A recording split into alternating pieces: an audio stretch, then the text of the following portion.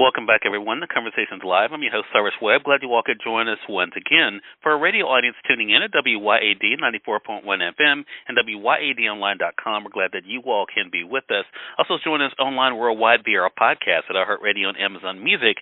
We're glad you all could be with us as well. You guys know I love introducing great authors and books to you, and today we're excited to welcome best-selling author Robin Benway to our broadcast. She's celebrating another bestseller. It's a page-turner called The Girls of Skylark Lane. If you guys have not read books of Robin before, or you're just finding out about the new book, we'll let you know how to be able to stay connected with Robin, as well as, of course, how you can get your own copy of The Girls of Skylark Lane as well.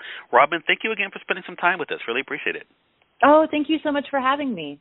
Hey, the pleasure's definitely all mine. I had the honor of getting an early copy of the book, so I was excited to read it. Robin, you were just saying to me before we went live here that, each one kind of has its own adventure.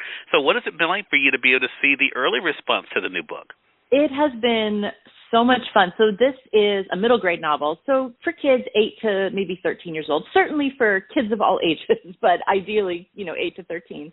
And This was the first book. This is my 9th book. This was the first one I could actually give to my friends' kids who are right in that age range. They know that Auntie Robin is an author, but my books have always been a little too grown up for them.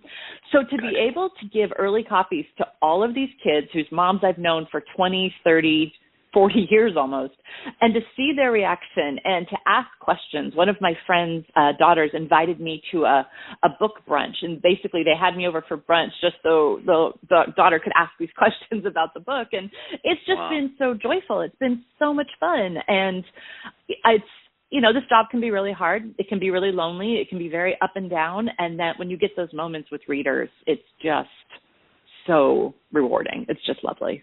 Yeah, I can imagine it's a great thing, and this is, I think, a great book for individuals of different ages. But it's great that you are able to set it with young people, Robin, that I think other young people will definitely resonate with.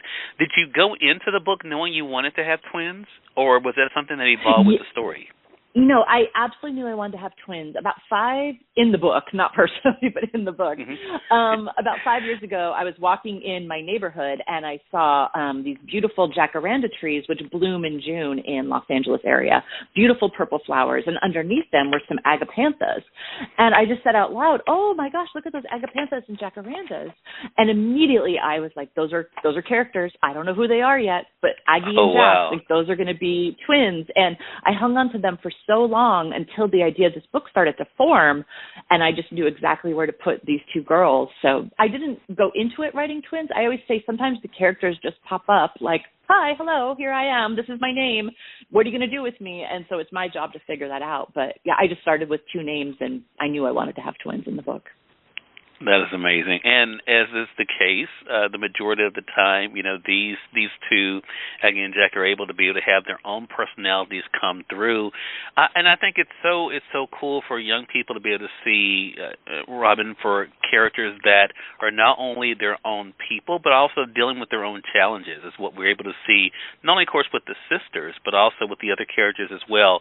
I want to talk about how this story kind of evolved, though, because I love the fact as I was reading it, there's such great conversations about, not only, of course, fitting in, but also being accepted for who you are. Was that a theme that you kind of felt comfortable with, Robin, when writing, or was it something that you knew, especially for younger readers, you wanted to be able to address and explore? I did. I was very comfortable writing it because I've lived it, not just as a child, but as an adult. People will say, "Well, how do you remember what it's like to be a kid when you're writing it?" And the truth is, I haven't forgotten because all those struggles are still the same. I'm ideally a little bit older and a little bit wiser, but we're all trying to figure out, how do we relate to our parents? How do we relate to our friends? Who am I? What do I want to be when I grow up? I still wonder that sometimes, and I love my job. And it's very easy for me to filter that down to a 12-year-old, especially because I remember so vividly being 12 and that starting middle school, starting junior high school, having a locker, going from class to class. Those are very formative memories for me. And so to filter all of that into these characters, and also just to show the power of friendship, to show girls who, even when they fight, they apologize. They say they were wrong. There's nothing wrong with losing your temper or maybe saying a harsh word. if you know how to apologize for it. And I really wanted to show that these girls aren't perfect, but when they realize they've made a mistake, they're able to rectify it in some way. Yeah, and I love the conversations they're able to have and feel comfortable having as well, Robin, especially, of course, when it comes to situations they think are not being handled correctly or people who are not being handled correctly. I love that scene you wrote in Chapter 9 of the book where they're discussing another character, Taylor, and one of the things that Aggie says is, why are people so stupid sometimes? And, I thought to myself, I read that and I laughed and I thought, how many times have I said that at 49? Yes, exactly, right? Yeah. You think you're a grown-up, and then, I feel like with Taylor she is transgender. She identifies as female, and the team is this little ragtag softball team. I wouldn't call it by any means an organized team. It's just a neighborhood team of girls who like to play sports, and Taylor is part of the team. And it was very important to me when I'm talking about this idea of a girls' team to make sure that when we talk about gender, it's as inclusive as possible. Kids are growing up in a world that's very different than what I grew up in.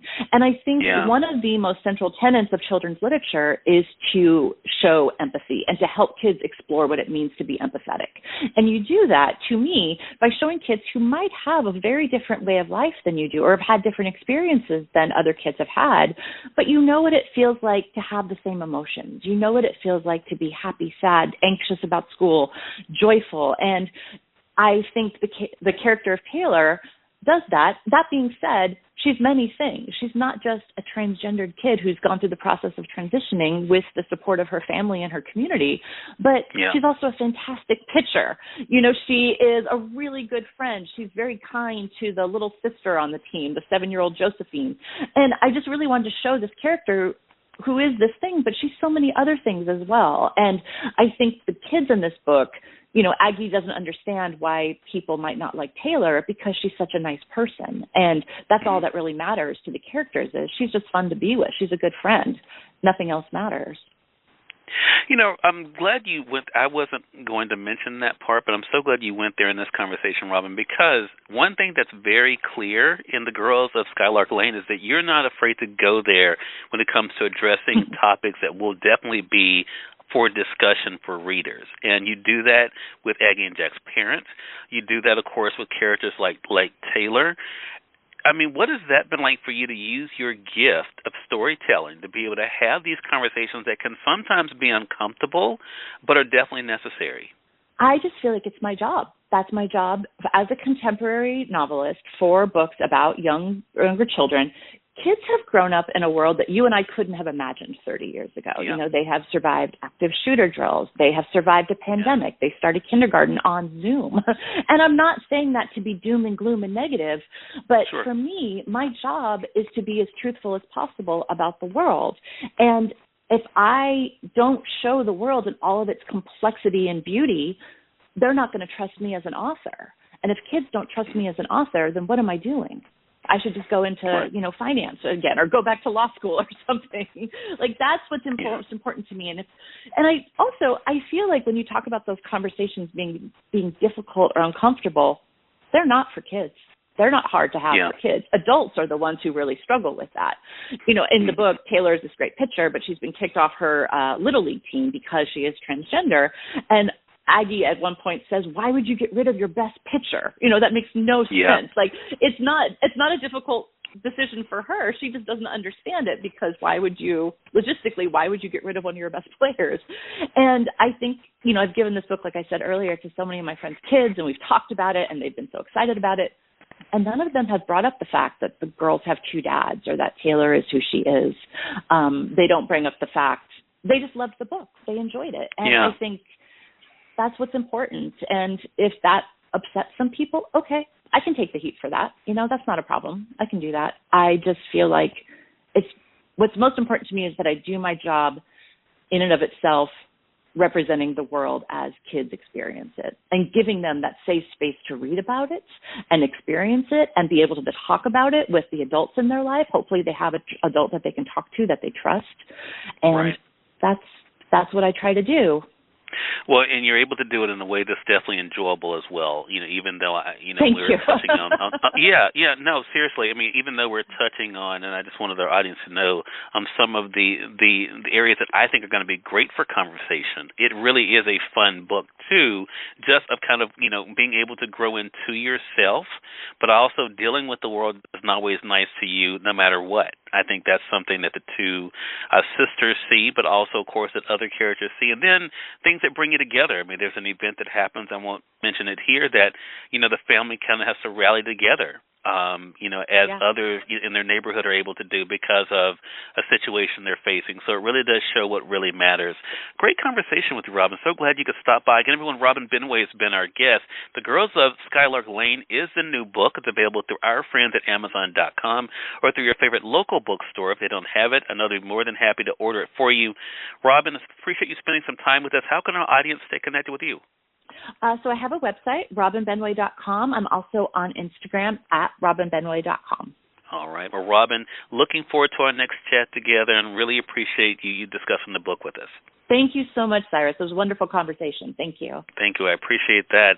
And we thank your audience for tuning in to another great segment of Conversations Live.